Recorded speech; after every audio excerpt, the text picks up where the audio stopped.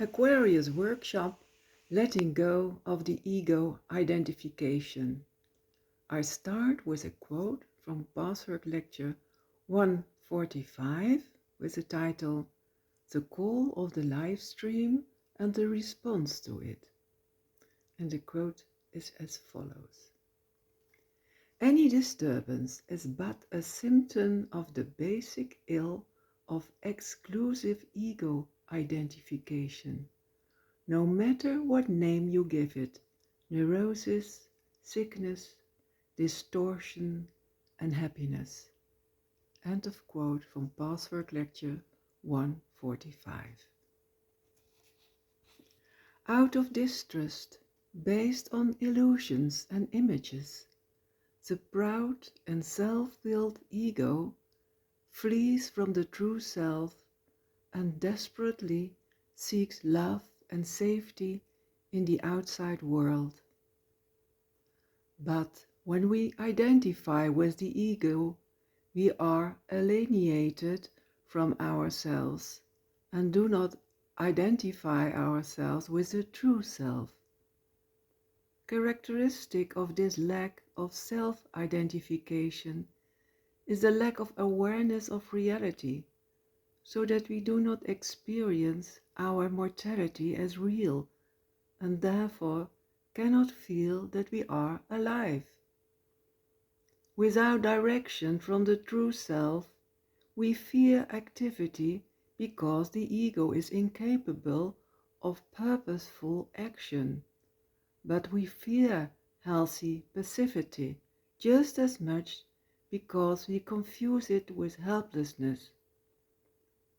Activity gives no rest and passivity no strength.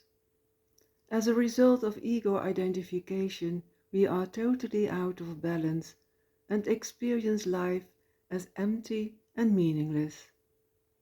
Also, the possibility of change is non-existent without a true self, because it seems self-destruction, for we cannot let go of what we essentially seem to be. In this workshop we will explore with a loving curiosity, through 3 themes from the Password Lectures, the letting go of the ego identification. The first theme. The ego identifies with others. As a result of ego identification, we seek love and security in the outside world and identify with parents and substitute parents, such as persons, groups, and goals. That unhealthy dependency, which leads us to live a parasitic life, produces anxiety that generates other negative emotions and a compelling need to control situations or others. Positive identification means that we want to like that other person, and negative identification that we don't want to become like that other person. The next quote comes from Lecture 113. For the child, positive identification is desirable. For an adult, positive identification is often as undesirable as a negative one, because both prevent the evolvement of the self. I would warn you against trying to judge or evaluate in what way you may identify with whom, and doing so merely with your intellectual equipment. This may be very misleading. What actually exists in you may be entirely different. Only very attentive work in this respect will reveal the truth. End of quote from Password Lecture 113. The second theme. The consequences of ego identification. The fearful, proud and self-willed ego lives primarily on the dualistic level of consciousness and focuses entirely on the outside world. It makes every effort to reinforce ego identification and remains deaf to the inner voice. All the efforts of the ego will never lead to peace, security, autonomy, balance, or independence.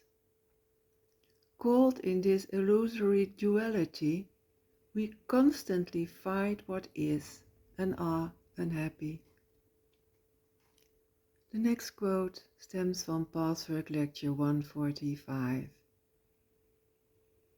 As long as man identifies exclusively with his ego self, and as long as he ignores that there is another aspect of himself, man must be in a painful struggle that tears him apart. He must be in conflict out of which he cannot see a solution. This often causes unbearable tension and anxiety. End of quote from Password Lecture 145. The third and last theme: identification with the true self. Only by systematically building an identification with the true self do we develop the willpower to let go of that which destroys happiness and joy. In addition to prayer and meditation, we can reach for a new way of being by trusting the inner abundance of warm feelings. We can use the wisdom and creative powers of the true self to visualize that we can transform the present hatred, resentment, and mistrust into love, forgiveness, and trust. The last quote stems from Password Lecture 195.